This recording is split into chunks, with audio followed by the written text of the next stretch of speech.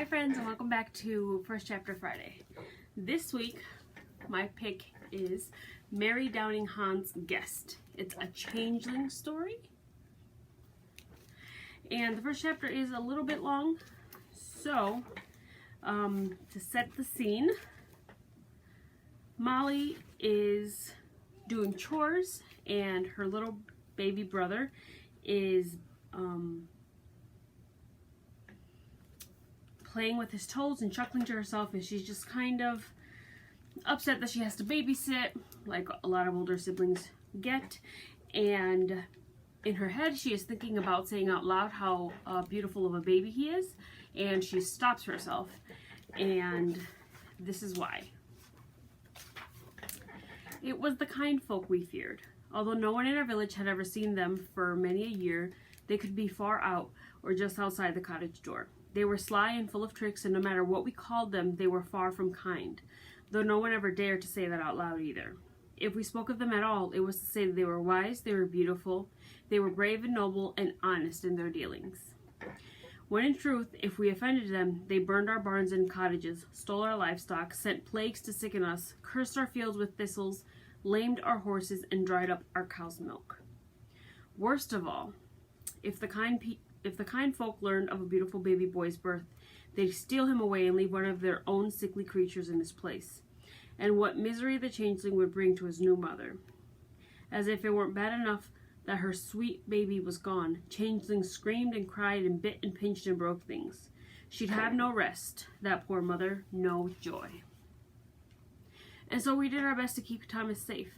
I watched him while Mam did her housework, and she and Dado watched him at night. We never even whispered sweet things to him for fear the kind folk would come for him. Anxiously, I glanced at Thomas. He'd just learned to sit up, and he was looking at me to make sure I'd notice. The small chain he always wore around his neck lay in the grass. Its silver locket sparkled in the sunlight. Dropping the trowel, I ran to fetch the locket. Old Granny Hedgepath gave you this, Thomas. You'd not to take it off. You'd best do what that old witch says, or she'll eat you up for dinner. Thomas laughed and clapped his hands. What did he know about witches and their ways? I tried to slip the necklace over his head, but he grabbed the chain and held it out for me to take. Giving things to people was his new game. Most people, including me, gave them back, but Matthew down the lane had run home with the wooden cow Dado had carved for Thomas. I'd gone to his house and asked him for it.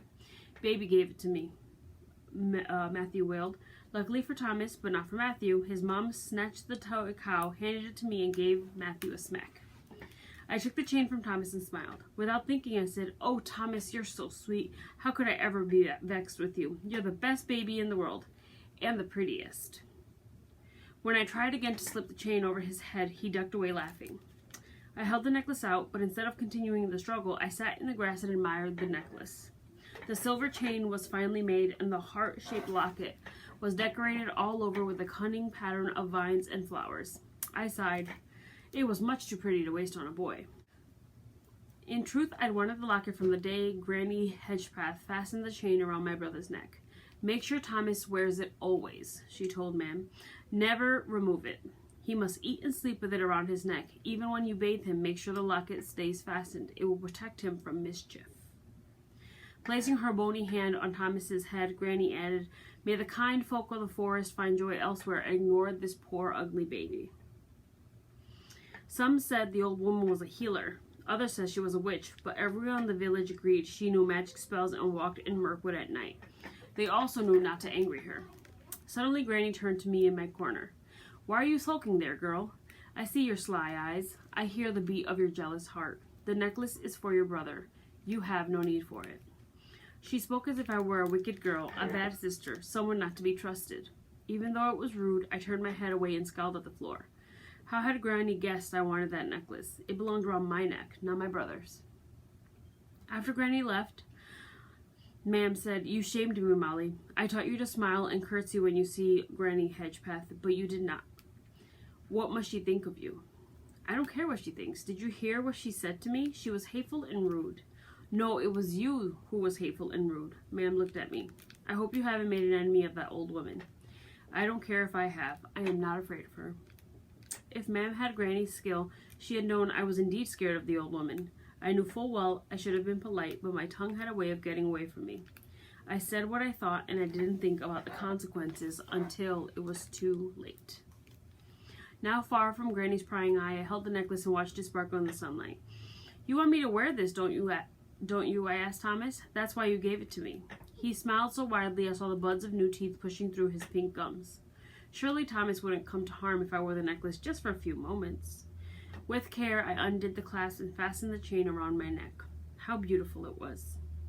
I should have given the necklace back to Thomas, but instead I tucked it inside my dress. I liked the smooth feel of the locket against my skin. Just for a little while, I thought. What harm could come to Thomas with me so near? While I worked, a large cloud drifted across the sun and plunged the garden into its shadow. At the same time, the breeze dropped and a strange silence fell. No leaves rustled. Chickens stopped clucking and disappeared into their coop. No birds sang, no bees hummed in the clover. The colors of flowers and grass, trees and sky faded to gray. Worried, I got up to my feet to check on Thomas. Suddenly, the world seemed to spin and lurch. Colors blurred and ran together. I saw two of everything. The sky was beneath me, the grass above me. Too dizzy to stand, I fell to the ground. The last thing I heard was a crow laughing.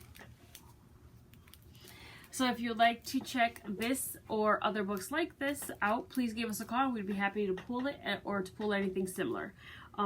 If you are interested in a book like this, we do have lots of books by Mary Downing Hahn, just to be aware of that. So give us a call if you'd like it. Happy Friday!